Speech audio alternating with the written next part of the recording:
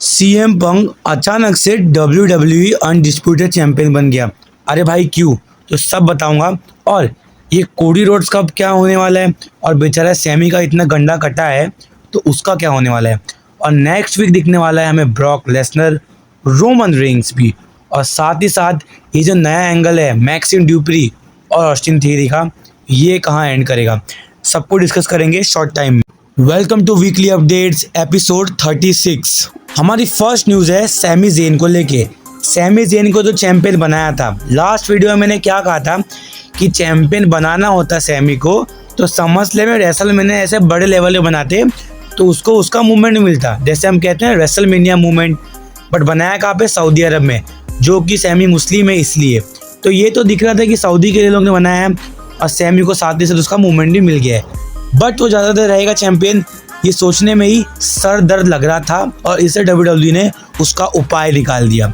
उपाय कुछ नहीं था, सिंपल था, वो था CM पंग।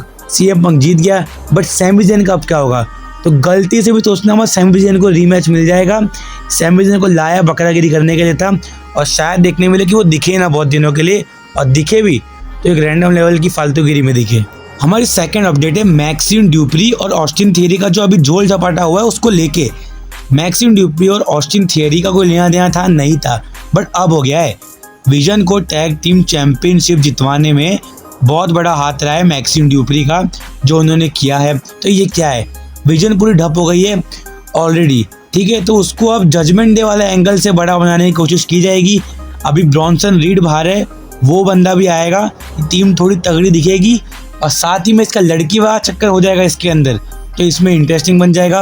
और ऑस्टिन थियरी को फाइनली कुछ तो ऐसा होगा जिसपे उस पर लाइमलाइट पड़ी हुई रहेगी। हमारी थर्ड अपडेट है रोमन रेंग्स और ब्रॉक लेसनर को लेके। ये दोनों ही इस हफ्ते के रॉ में नहीं थे बिकॉज ऑफ इनका पार्ट टाइम शेड्यूल जो है। ये एकदम ही VIP आदमी है, ये मूवमेंट बड़े मूवमेंट्स पे ही आते हैं।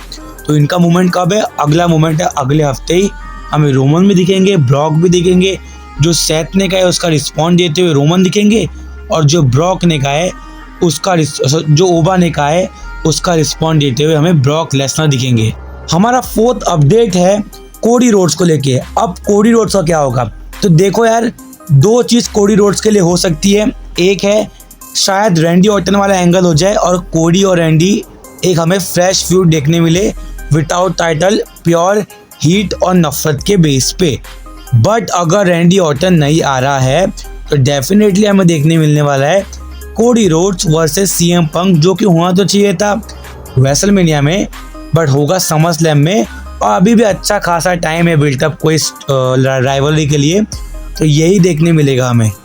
लास्ट एंड फाइनल अपडेट है the new WWE champion CM पंग। शिकागो में रहा था। क्या आपने सोचा था कि CM पंग नहीं आएगा? रेसलमेनिया के हार के बाद से गायब हो गया था बंदा, ठीक है। वर्कआउट कर रहा है, सब कर रहा है, सब न्यूज़ आ रही है उसकी। कोई तो कह रहे थे कि उसे निकाल दिया गया है, ठीक है।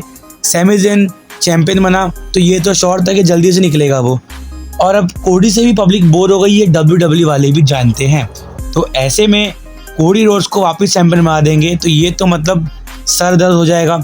तो इसमें CM पंग तो था ही खाली और चीज़ें चाहिए थी फ्रेश, तो CM पंग को चुना सैमी ज़ेन को हराने के लिए, जिससे आगे जाके हमें CM पंग और कोडी की राइवलरी दिखे। बट इस बार कोडी रोड्स टाइटल को चेस कर रहा रहेगा और CM पंग चैंपियन रहेगा। तो ये देखने में मज़ा आएगा और यही असली कारण था कि CM पंग चैंपियन बना।